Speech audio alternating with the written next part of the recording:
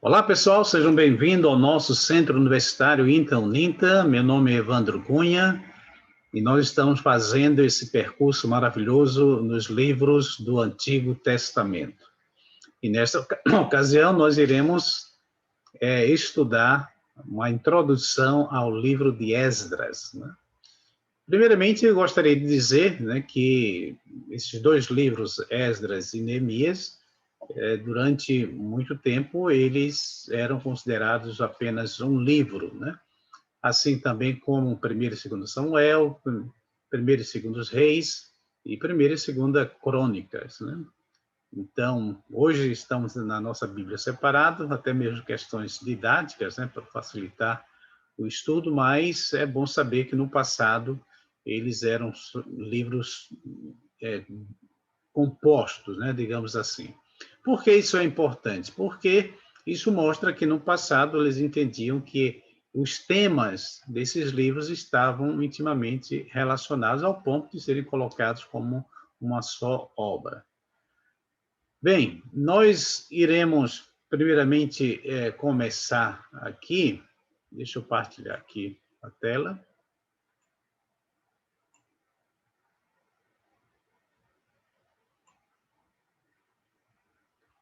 Mostrando para vocês a diferença de localização da Bíblia hebraica para a Bíblia da Septuaginta, né, que teve uma influência muito grande na nossa forma como nós temos a ordem dos livros na nossa Bíblia, né?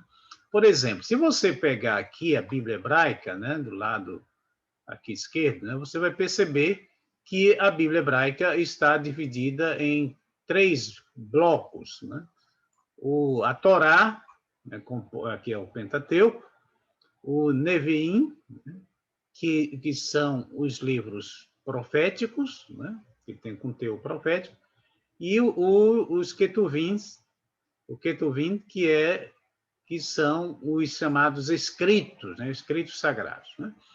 Perceba que esse arranjo, né, esse arranjo dos livros, ele segue um enfoque ideológico, né? A gente não pode esquecer disso, né? Possivelmente esse arranjo dos livros, né, como estão hoje, possivelmente foi no Concílio de Jâmia e, de certo modo, uma resposta, né, ao cristianismo, tendo em vista que o cristianismo se divulga no mundo antigo usando os escritos do Antigo Testamento, né? Agora, a divisão já era conhecida, né? Profetas, às vezes em dois blocos, né? A lei e os profetas, né? De forma mais sintética, mas essa divisão entre Torá, né? A lei, né? Também chamada de lei, os Ketuvins e os escritos, né? Eles já existiam. O que nós estamos questionando aqui, eu gostaria que você atentasse para isso, é o fato de que os livros, né? Da Torá não há discussão, né?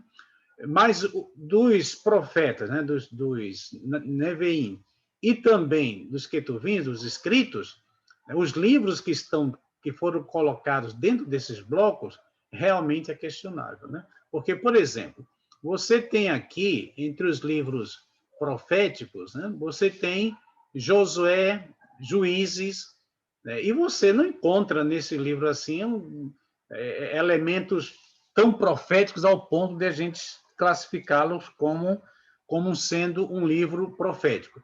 Agora, em contrapartida, né, você vai encontrar lá embaixo, aqui nos Ketuvins, o livro de Esdras. Aliás, de Esdras não, o livro de Daniel. Né? O livro de Daniel. Esse é um dos livros, Daniel é um dos livros com o maior teor, na minha opinião, dos maiores esboços proféticos da Bíblia, né? Não tem algo semelhante, né? Então, ele foi colocado aqui, possivelmente, como uma réplica ao cristianismo, né? Não vamos entrar muito em detalhe, mas eu gostaria que você só olhasse aqui, e como o livro de Esdras e Neemias, eles estão lá, aqui, juntamente com Esther, Esther vem primeiro, Aí vem Daniel, embora também Daniel, né, tenha uma temática assim temporal, né, em termos de temporalidade, né, se aproximando mais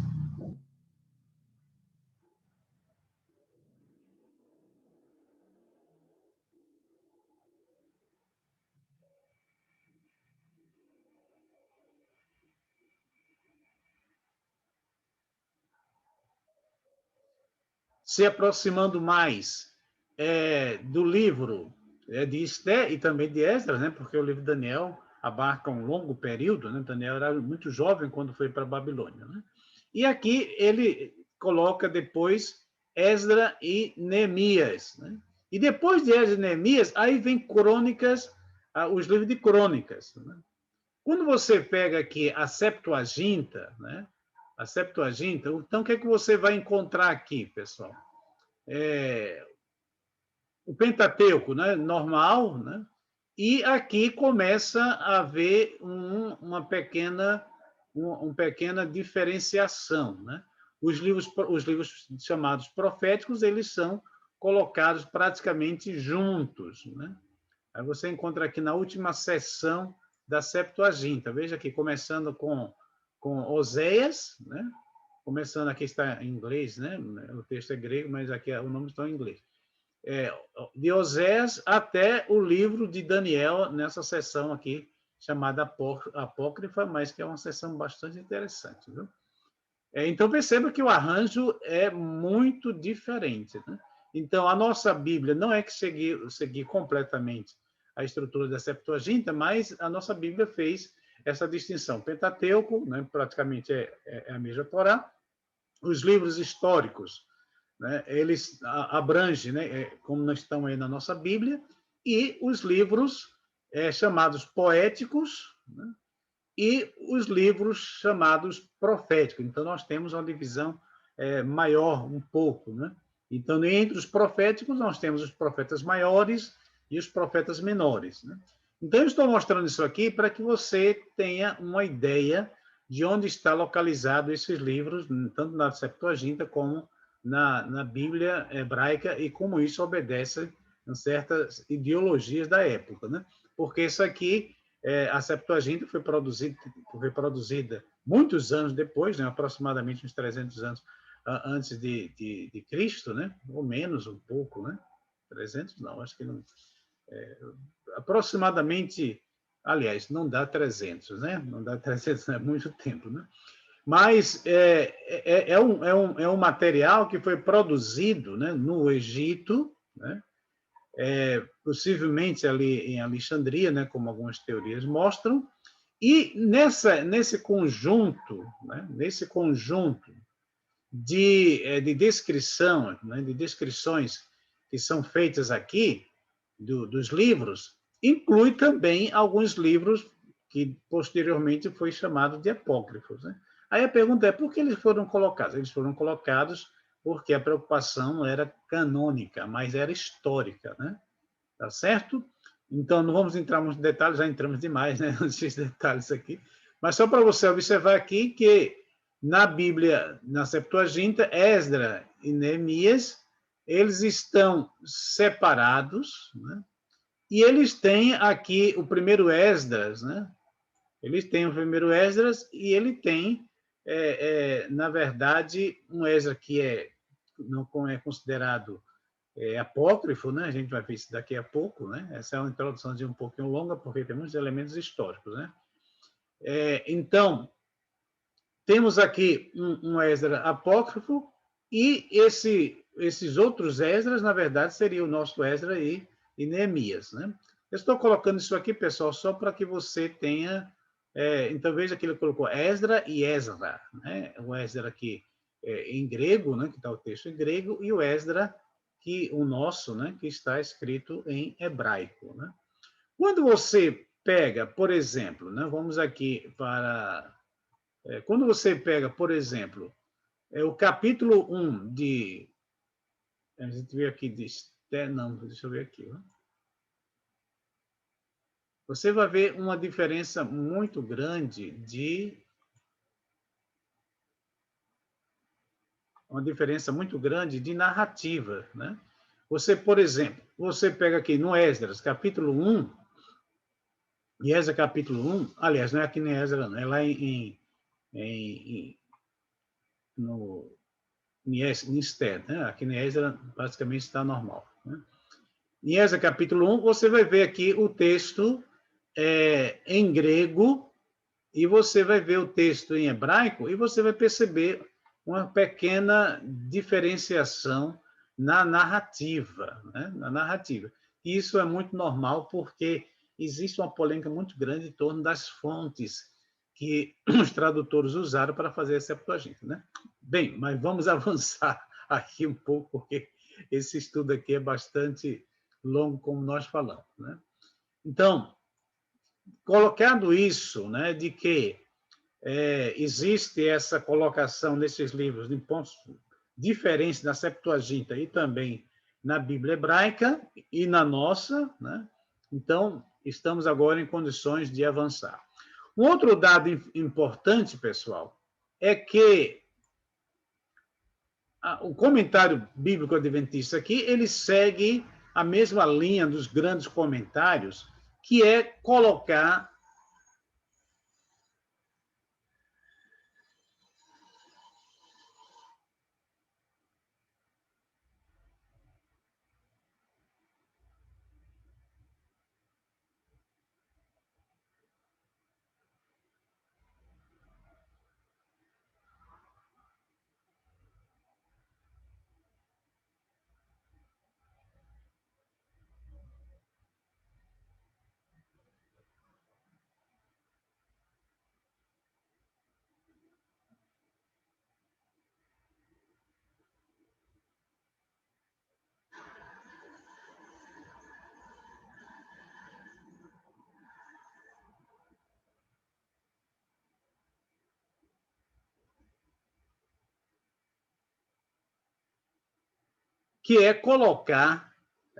o comentário bíblico adventista segue a tradição dos grandes comentários, que é colocar esses dois livros juntos, né? Então, geralmente se faz apenas uma introdução para os dois livros. Nós iremos fazer aqui, tentar fazer as duas, né? Essa geral e uma menor para o livro de Neemias. Então, vamos lá. Na Bíblia hebraica, os manuscritos de Esdras e Neemias eram dispostos em um único volume, né, como nós já falamos. Vou ler um pouquinho rápido para que a gente avance, né? Como os livros de Samuel, Reis e Crônicas, até 1448, depois de Cristo, né, já na Idade Média, quando a divisão da Vulgata em 2 volumes foi adotada em um manuscrito hebraico pela primeira vez, né? Então, originalmente, o livro unido foi chamado de Esdras, né? Porém, na Septuaginta, foi dividido em segundo e terceiro Esdras, prefaciado pelo apócrifo primeiro Esdras, né? Que nós já mencionamos isso aqui, né? Que contém inserto dos 2 livros canônicos de Esdras e Neemias. Jerônimo foi o primeiro a dar o nome de Esdras e Neemias, né? Perceba que aqui está mostrando o que aconteceu na Idade Média, mas está retornando também aquilo que aconteceu antes de Cristo, no período helenístico, né, dos Ptolomeus dominando ali a Palestina, né? Então, Jerônimo foi o primeiro a dar o nome de Esdras e Neemias aos livros canônicos, aos 2 livros canônicos, que permanece até o presente. Ele denominou o primeiro Esdras da Septuaginta como o terceiro Esdras e o classificou como apócrifo. Autoria: Esdras e Neemias são a continuação histórica e literária dos livros de crônicas. E um estudo do estilo e da linguagem revela que foram escritos pelo mesmo autor. Pessoal, isso aqui eu, como filólogo, né, e biblista, eu tenho minha ressalva, né? Embora eu seja simpático com essa teoria, né, mas a gente não pode dizer categoricamente que foi, né? A gente tem que colocar sempre como uma possibilidade, né? O Talmud, obra que resiste à tradição hebraica, atribui a Esdras e Neemias, a Esdras a autoria principal, né? No Tratado Barbabatra, né? Pessoal, sempre quando eu disser assim, Talmud de Barbabatra, não é que existe um Talmud de Barbabatra, né? Só existem 2 Talmud, o de Jerusalém e de Babilônia. Quando a gente usa essa expressão assim, né, que Batra é um tratado dentro do Talmud, né? Você vai encontrar vários, né? Tá certo? Então, quando a gente falar assim, para que não misture as coisas, né? E Neemias, uma autoria secundária, como completou a obra. Então, segundo o Talmud, Esdras e Neemias foram os autores, né? Mas volto a repetir, né? Não há uma base sólida para dizer isso, né? Eu digo sólida no sentido de definitiva, né? Porque sólida realmente existe algumas diferenças literárias e históricas, né? Embora não se atribua a autoria completa do livro duplo de Esdras e Neemias a Esdras, não há nada nele que não possa ter sido escrito por ele, né? O autor usou material oficial do tempo de Zorobabel, relatos de materiais próprios, provavelmente escritos por Neemias. A mudança dos pronomes da primeira pessoa para a terceira no singular não é prova de múltipla autoria nas seções que tratam de Esdras, né? Pessoal, isso aqui eu já mencionei, né? Que isso é muito comum, essa mudança de nome, né? Ou seja, geralmente o que é a primeira pessoa, né? Eu, fulano de tal, né? Esdras vai usar muito isso aí, aliás, Neemias. O que é a primeira pessoa do singular, né? Ou primeira pessoa do plural. Nós fizemos isso, nós que fizemos aquilo. Ou a terceira pessoa, que é quando você dá aquela ênfase mais objetiva, né? Que você não quer se comprometer, você coloca o ele, né? Aí a narrativa é uma narrativa mais objetiva possível, né? Ou subjetiva, vai depender aí do conteúdo. Tá certo? Então, eu mencionei que isso aqui é muito comum no livro de Daniel, né? Primeira parte, Daniel, e Daniel fez isso, né? A terceira pessoa, né? Aí depois eu, Daniel, né? Então, isso não é motivo aí para se criar teorias sobre isso, né? Esdras era um escriba, né? Está lá escrito, né? E estava ansioso por familiarizar seu povo com as coisas sagradas. Isso parece estranho que um homem como ele não tenha feito, a fim de preservar a orientação e edificação da posteridade, em relato preciso dos maravilhosos eventos do seu tempo. Ou seja, ele tem todas as condições para ser o autor, né? É, portanto, apropriado, mas eu volto a repetir, tem tudo, mas a gente não pode dizer 100%. Né? É assim que a gente tem que fazer um estudo honesto dos textos sagrados. Né? É, portanto, apropriado considerar Esdras o autor inspirado nos livros das crônicas de Esdras e de Neemias. Veja, isso aqui é uma teoria que eu particularmente compartilho também, né? Ao escrever, ele foi ordenado a selecionar materiais a partir de fontes oficiais, tais como decretos, cartas, anais e outros documentos. Em outras palavras, uma pessoa escrever esses dois tratados, digamos assim, teria que ser uma pessoa que tivesse acesso a essas fontes, né? E esses dois homens tinham, ok?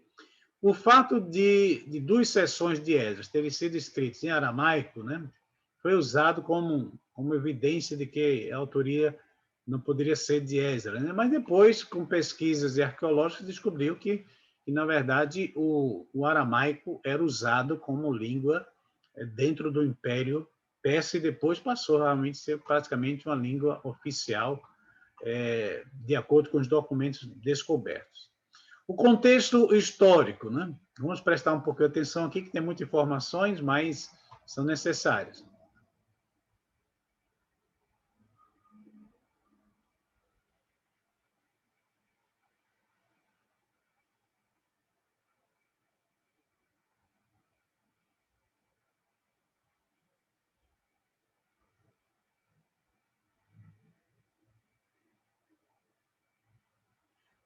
O contexto histórico, né?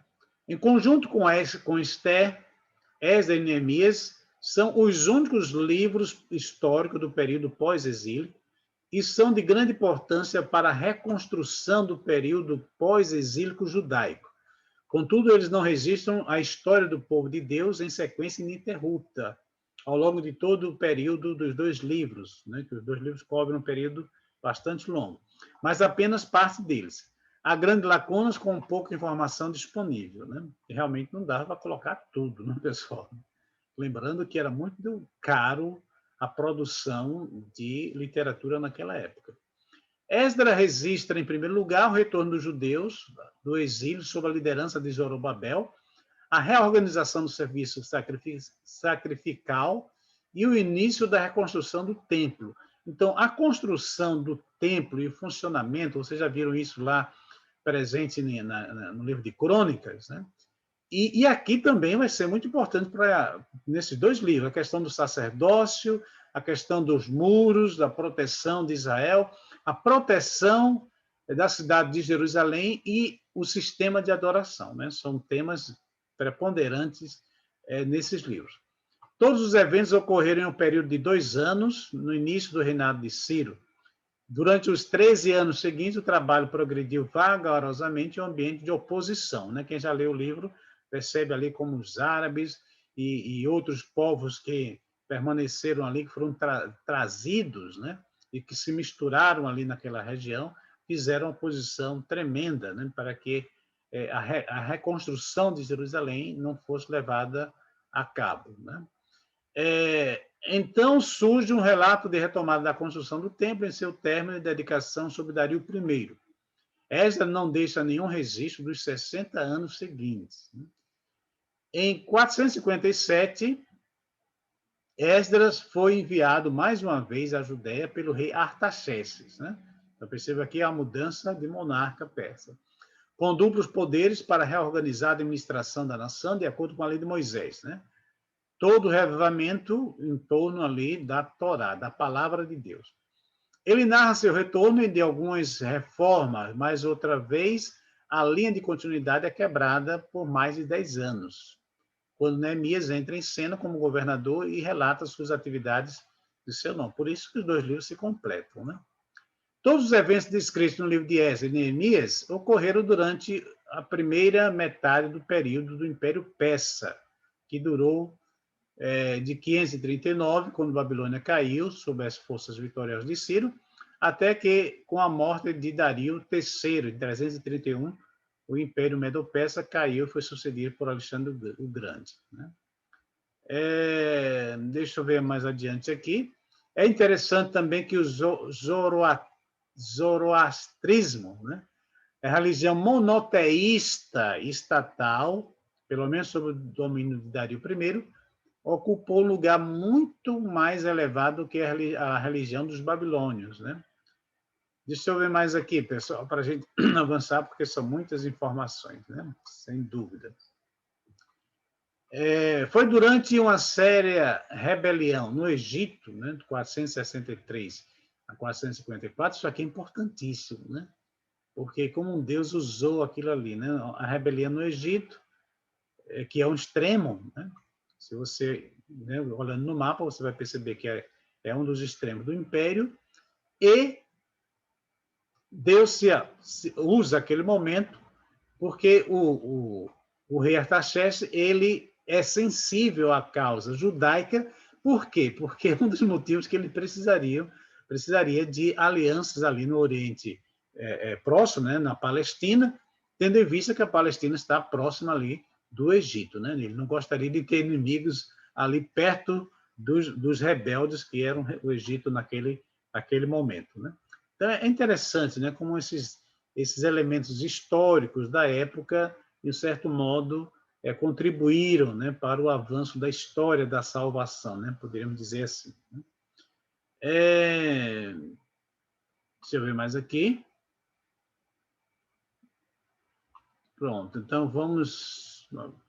O tema, né?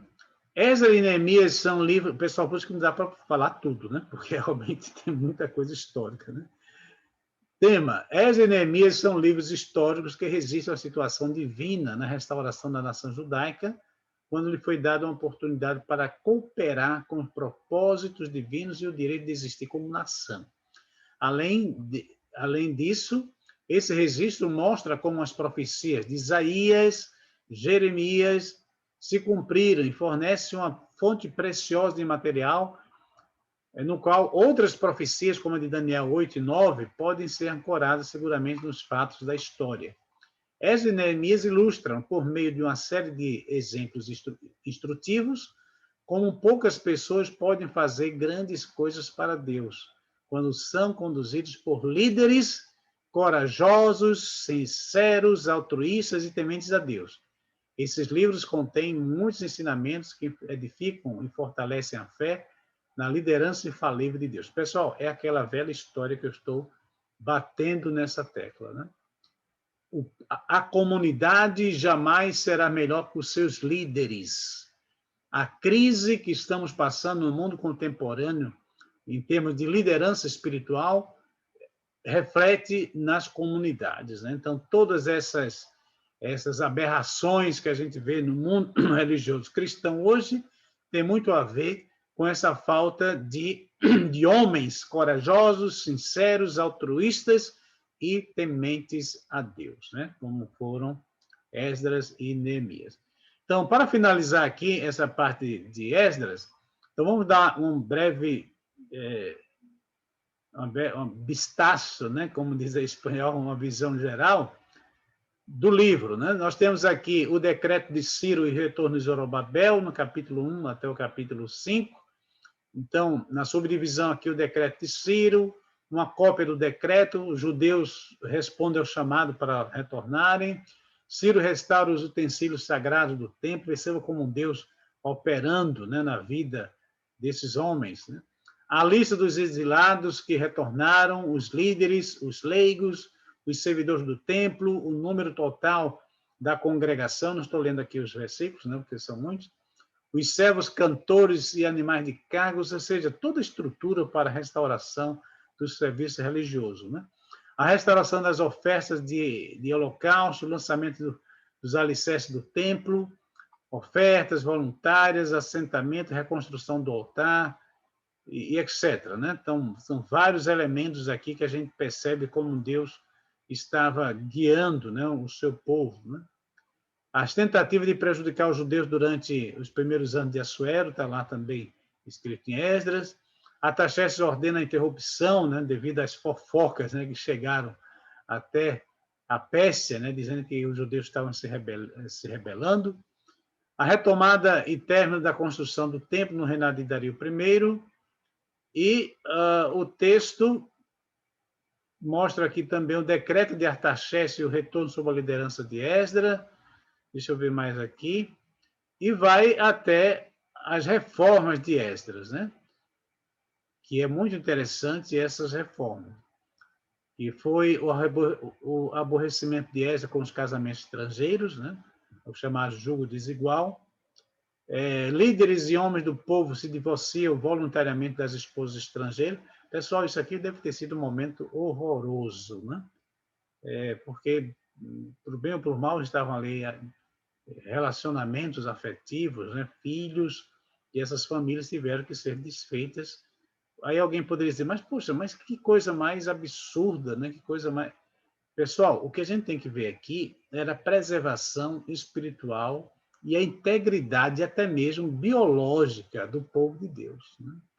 Então, era duro, foi duro realmente, foi cruel, mas era algo necessário, porque senão o povo de Israel teria se diluído e as verdades que nós temos hoje, né, realmente seria praticamente impossível que chegasse até nós, né?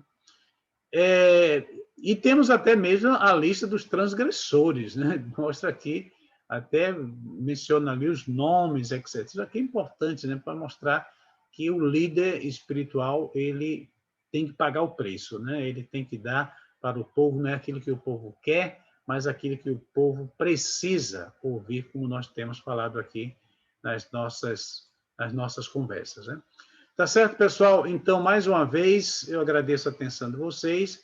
Leia esse livro, né? Não adianta a gente estar fazendo curso de teologia sem estar lendo os livros bíblicos, né? Então, leia este livro e, com certeza, você vai ser muito abençoado, vai ter muitas informações, juntamente com material didático e outras pesquisas, né, que você pode fazer voluntariamente. Com tudo isso, vai contribuir para o teu crescimento espiritual. Tá ok? Então, forte abraço e nós nos veremos em breve.